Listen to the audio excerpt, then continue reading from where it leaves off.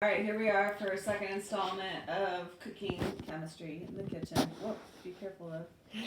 And so in this second example, we're going to go ahead and react 2 moles of eggs, EG, with 1 mole of brown sugar, BS, with 2 moles of butter to produce, 2 moles of cookies.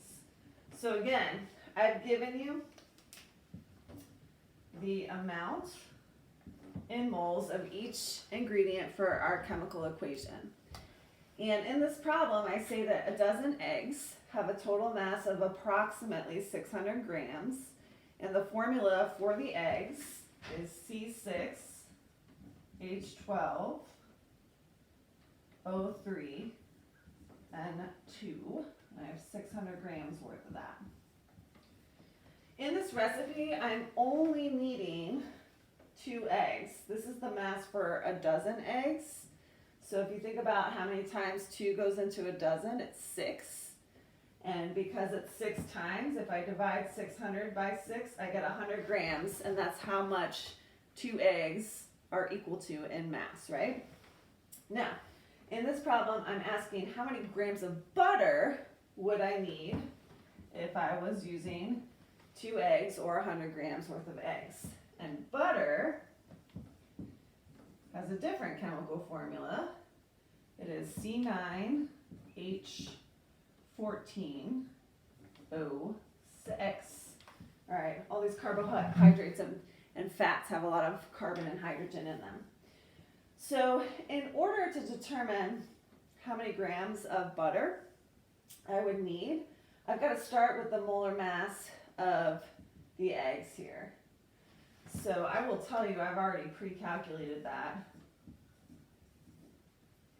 And the molar mass for this big hydrocarbon is 160.2 grams for every 1 mole. And so when I divide 100 by 160.2, I get 0.624 moles of eggs, right? So I just took my mass and I converted my mass into moles of eggs. Now, in order to relate moles of eggs to moles of butter, we're going to go ahead and use our balanced chemical equation. So I know for every 2 moles of eggs, I need 2 moles of butter.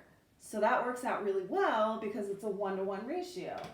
So if I am using 0.624 moles of eggs, I know that I would need the same amount, 0.624 moles of butter. And if I know the moles of butter, and I know the chemical formula for butter, I can easily convert from moles of butter back to mass of butter using the molar mass of butter, which I've already pre-calculated by adding 9 carbon plus 14 hydrogen plus 6 more oxygen.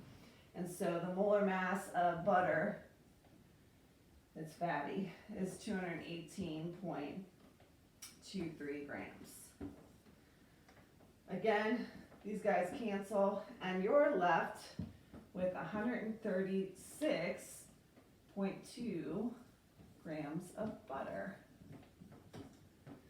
So I worked through that pretty quick, but if you look back at your steps from the first part of these notes, the first thing is you're going to go ahead and write your balanced chemical equation. Then we identified our known, which was the mass of eggs that we had to start.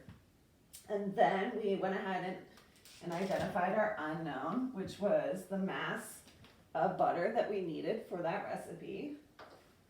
And then we had to convert from mass in eggs, 100 grams for the mass of the eggs, to moles of eggs using molar mass. Once we knew the moles of eggs, we could convert to moles of butter using the balanced chemical equation. And once we knew the moles of butter, then we could use that and the molar mass of butter to calculate the mass of butter we would need to finish this recipe. Okay, so it's kind of a multi-step problem. You've done these before, but more in single or double steps. That was a triple step problem, okay? The last example that I'll do in the notes today is one where we actually use a balanced chemical equation.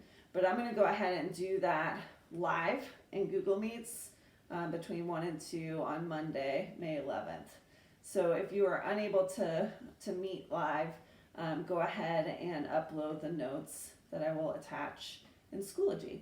All right, see you later, guys.